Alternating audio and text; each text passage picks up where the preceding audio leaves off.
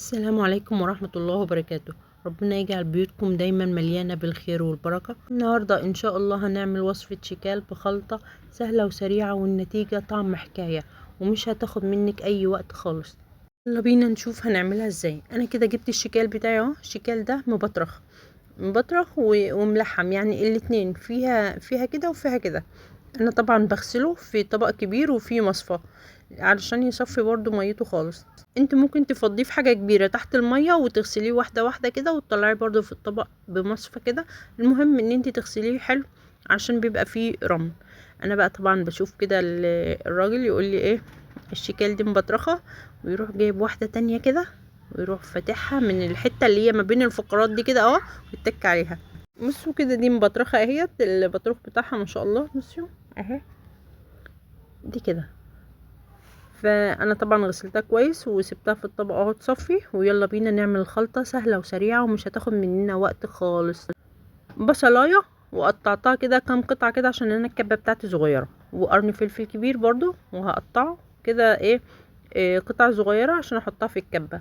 وطماطمايه وبرضو اقطعها قطع صغيرة واحطها في الكبة، يعني كده بصلاية وطماطمايه وقرن فلفل. وكمان عاوزة تستغني عن قرن الفلفل ده، ممكن لو انت عندك هريسة شطة انا هحط برضو منها معلقة. هريسة الشطة دي طبعا بتبقى معمولة من الفلفل والثوم وكده. ما عندكيش هريسة شطة هتحطي معلقة ثوم، حتة ثوم صغيرة كده، يعني مش معلقة كبيرة، معلقة صغيرة ثوم. وهتحطي بقى قرن فلفل وبصلاية كده وطماطمايه. هتحطي البهارات بتاعتك كلها. هتحطي بهارات بقى، هتحطي فلفل اسود، هتحطي كمون، هتحطي حبة ملح صغيرين لان الحاجات دي ما بتحتاجش ملح كتير. حبة ملح صغيرين يعني معلقة صغيرة كده، مش مليانة قوي كمان. هتحطي بهارات سمك، لو مش موجود عندك بهارات سمك مفيش اي مشكلة. هرسة الشطة بتغني عن كل ده.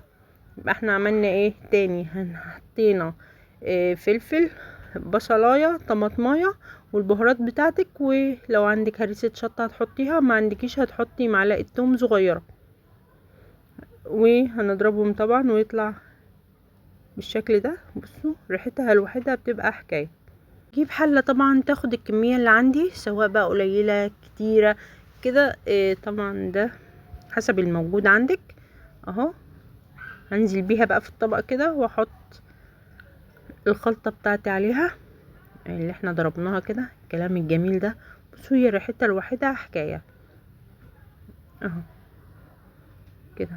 هترفعيها بقى على النار، وكل كل دقيقتين تلاتة كده، 5 دقايق كده في الاول علشان عقبال ما بس تسخن وتنزل ميتها. طبعا الحاجات دي ما بتتحطلهاش ميه خالص علشان هي بتنزل ميتها. اول بس ما تبدأ تسخن كده وتنزل ميتها هتشوفي ان في ميه نزلت في الحلة كتير. بص انا اهو بعد حوالي 5 دقايق او اكتر بتحمر كده شوية، وبروح جايبه بقى من تحت لفوق كده، واروح سايباها لغايه ما تشرب ميتها خالص، لغايه ما اميل الحله كده الاقيها مفيش ميه. يعني طول ما هي على النار انت بقى بتشوفيها تقلبيها كل 5 دقايق كده. تروحي جايبه من تحت لفوق كده مقلباها لغايه ما تلاقي مفيش في الحله ميه كده. تبقى هي استوت وكده ما عادش فيها ميه. يلا نقدمها مع بعض. تطلع معانا بقى بالحلاوة والجمال ده. الطعم طبعا حكاية. الخلطة دي بتخليه في حتة تانية، وسهل وبسيط وما اخدش مننا دقايق، لان هو سهل. يعني يا دوب احنا عملنا الخلطة وحطيناها عليه. اتمنى تعجبكم. متنسوش بقى الاشتراك في القناة فضلا وليس امر. استنوني الفيديو الجاي. سلام.